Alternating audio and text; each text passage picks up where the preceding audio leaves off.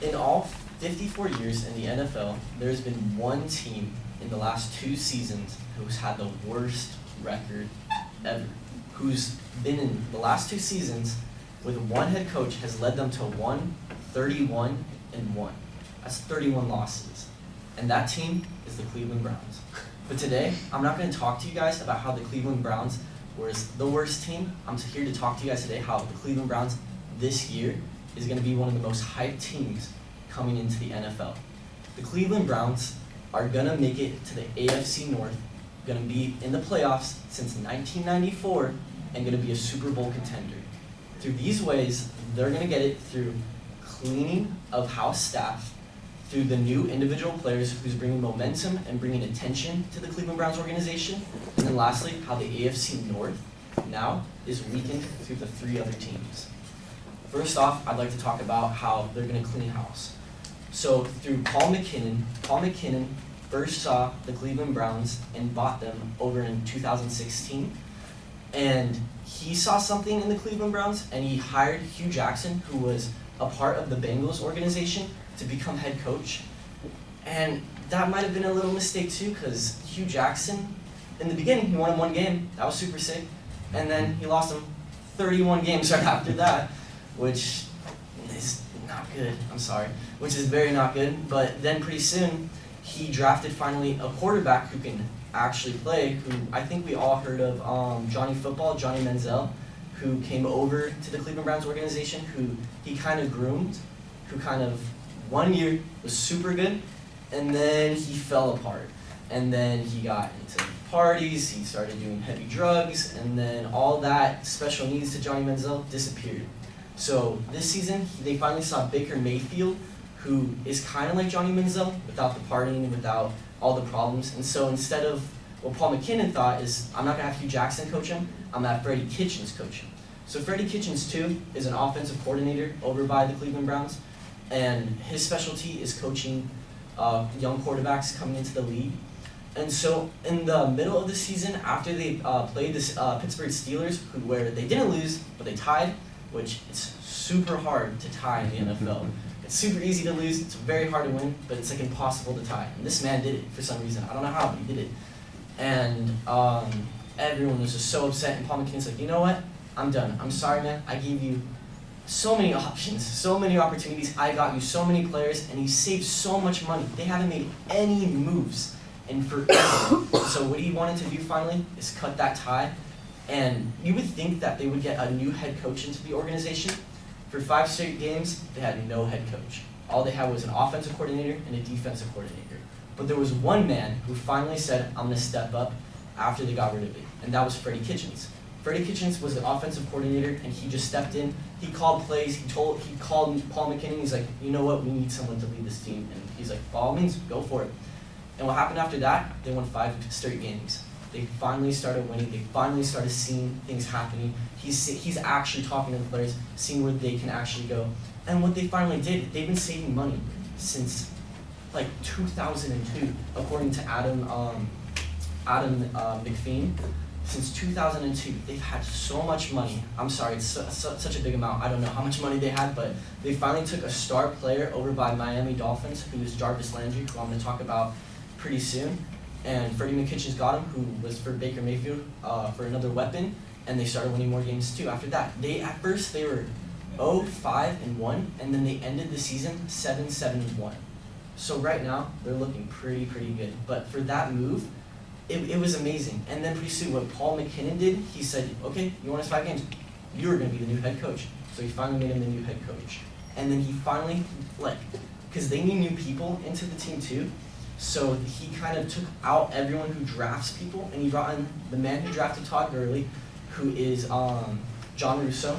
Brought in John Russo, who drafted Todd Gurley, who drafted Odell Beckham Jr., who drafted all these big names too, to finally say, you know what, I need your good drafts. And so right now they have a great coaching staff. They have a great defensive coordinator, who is Larry Thompson. Larry Thompson, very great man. He has Myles Garrett. Myles Garrett is an amazing player too. So from these coaching staff, I'm going to talk about the individual players. So before I mention Jarvis Landry in the last 4 years has over 5,000 yards and 22 touchdowns.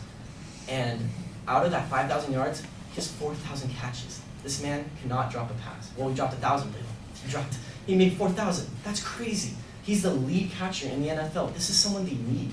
This is someone that they just had to base around.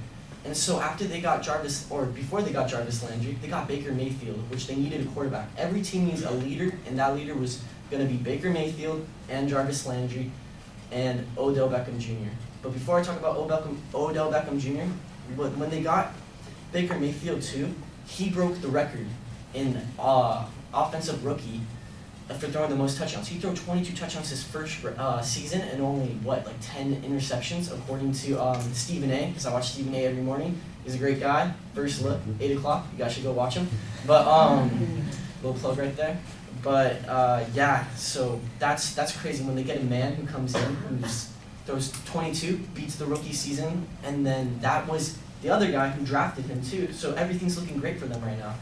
And so finally, what they did lastly, they got rid of the first round pick, and then they picked up Odell Beckham Jr. I'm pretty sure some of you have heard Odell Beckham Jr., but to refresh you guys' memories for Odell Beckham Jr., some of you who doesn't know Odell Beckham Jr., he's one of my favorite players. That's why I love him. But anyways, him and Jarvis Landry actually went to college together. They went back to LSU, and they perfected the one-handed catch. And I don't know if you saw it back in 2013. It was against the Cowboys, and it was the Cowboys playoff games. The Giants weren't even going to make the playoffs. If they stopped the Cowboys were going to make the playoffs, so the Cowboys really needed it. And so the final 15 seconds going down, Eli Manning sees Odell Beckham Jr., throws it all the way down. There was no way he was going to make this catch. Your whole body had to turn a certain way. I don't even know how he did it. Everyone always watches the play. All the way up in the air, it was like super glue stuck to his glove. Caught it and did a kind of like a backflip and made it into the end zone, and they won the game for that. Cowboys fans was pissed, but Giants fans knew that was their man. But unfortunately, it's the Cleveland Browns man now. He has up to 5,400 yards. He already beat Jerry Rice's yards, who Jerry Rice is a Hall of Famer from the 49ers, and even Jerry Rice quoted, "This man is going to surpass me, or he already surpassed me too, and is going to be the one who's going to lead the Cleveland Browns into victory too." And so they have him, they have Baker Mayfield, they have Jarvis Landry, they have Myles Garrett. Myles Garrett has 32 sacks. It's only been his second season. That's crazy. Just for coming back into the season, making all these. They got so many drafts. Denzel Ward, who's who made defensive rookie, and he for being a corner, which is awesome. And then pretty soon, they got another corner, Greedy Williams from LSU. So we have a lot of LSU players. They all know each other too. So that's a lot of chemistry, and what you need in the team is chemistry, which I find is very helpful. And yeah, with all those individual player stats, it's going to look very good for the Cleveland Browns this year. But not just the individual stats, it's about the AFC North. And with the AFC North right now, we have the Steelers, we have the Bengals, we have the Ravens. I'm sorry if you guys are Steelers, Bengals, or Ravens fans, but I'm about to talk a little smack on that team. So my dad's a Steelers fan, so I don't know if you're doing this. So the Steelers, their number one receiver, Antonio Brown, left to the Raiders.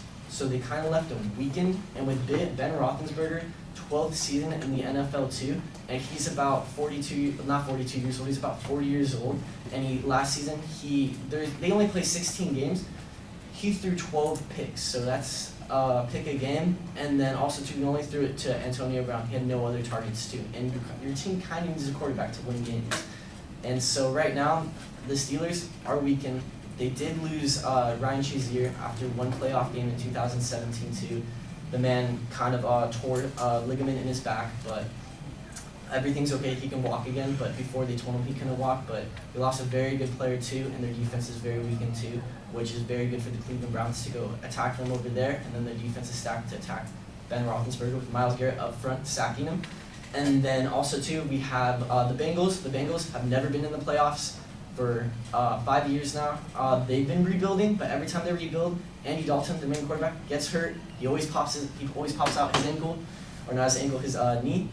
And then finally, we also have the Ravens, who the Ravens traded all their defensive players: Terrell Suggs, cornerback Tavon Young, and they traded over C.J. Mosley, who are great assets, amazing players. Always been in the Pro Bowl. Pro Bowl is basically where you get until like the best players always play one game together, and yeah, they lost them all. And so that's very good to attack. And if you only have an offense and you have no defense, how are you going to win games? So through all these stats, facts, and examples through the Cleveland Browns, I believe this year, and Stephen A, he quoted too, and the chief of the NFL, I believe it's sorry, I'm kind of blanking out on the name right now, but the chief of the NFL too, he quoted too that this year you're going to see the Cleveland Browns make it to the playoffs since 1994. You're going to see them going clutch the NFC North and possibly Super Bowl championships. So Cleveland is going to be Believeland this year. Thank you.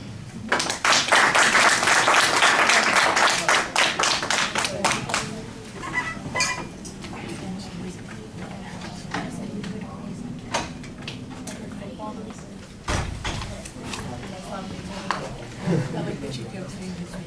I really, yeah. Like I really like Odell. She kept saying it. He helped me so much in fantasy.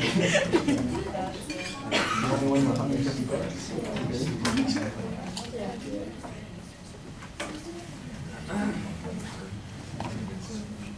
Okay, well, we don't have RJ here, so I'm just going to go ahead and do this.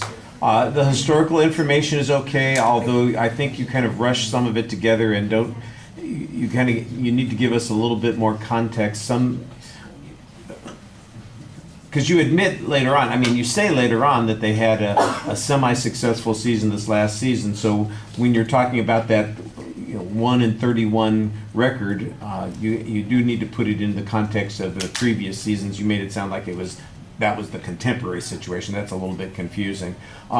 You do have a clear statement of the point that you're making, although it's got multiple component parts to it, but all of them seem to be pointing the same direction. The Cleveland Browns are back. They're going to be a power to be reckoned with. They're going to have an impact on the NFL season. That's perfectly fine. It's a claim of future fact, so we're making, you're doing a good job there. There's a structure that you suggest that I think is pretty good at the beginning of the speech, that needs to be a little bit clearer in the body of the speech. Now, when I'm listening, I'm paying attention. I can see that there are coaching changes, there are personnel changes, and then there's the division that they play in, and that's really what the structure of the speech is. I heard you preview it, and I'm paying attention as we go along. I didn't think that you signposted it as clearly as you needed to, and part of that is because you're enthusiastically rushing through the presentation. You're excited about what you're talking about, and I think the enthusiasm is helpful if somebody's listening and they want to, well, I don't know much about this, but it sounds like it's kind of cool, Yeah. You're excited about it, and so I think you get a lot out of the presentation that helps make it work a little bit more. On the other hand, you also want to sound like you are considered. It's not just, your personal enthusiasm for these sorts of things, but the breakdown that you've gotten. And I think that you do a pretty good job talking about the quality of the players that they've gotten, although I think you're a little, hyped up on some of the things. I do think the stats that you present on the players that they're going to have playing on the team are important. You want to show how that's plugging the holes that they've had in the past. The contrast between Baker Mayfield and Johnny Manziel, I think, is an important one to make. The question about the receivers that you are mentioning, that's significant and important, although, Miami hasn't done jack for a number of years, so why is the guy who's been on their team and is so successful, but they haven't been able to do anything, suddenly going to change Cleveland? It's going to be a target for him. You have to kind of explain why it's a difference maker in Cleveland, and he was, Dolphins fans, I'm sure they're sad that they've lost this great receiver, but their team hasn't done all that well with this great receiver. Why would we think Cleveland's going to do better just because they've added this receiver? And you have to kind of show us it's the combination of having multiple receivers and having a quarterback, and and you've got this section where you talk about how Cleveland has not been spending money for a number of years, that they've played it on the cheap for a lot of things, and that they went out and either in the free agent market or in making trades, they have done something different than they've done before. And I think you need to give us a little bit more explanation. You don't have to break down everybody's salary, but I think you might want to point out that, you know, for 20 years they had they had the lowest payroll. They didn't participate in the free agent market that much. They tried to rely on these other things, and those tools weren't working. And when they started dipping into their resources, that's when they started making progress. And so now we can see some of that progress that's going on, and I think that would be helpful. Like I said, I think you come across as pretty knowledgeable about the subject. You've got enthusiasm for what you're talking about, which does a lot to sell things. So I enjoyed listening to the presentation, and I know that I'm convinced that they're going to be competitors for the Super Bowl, but I think in that division they probably are going to do pretty well. All right, thank you.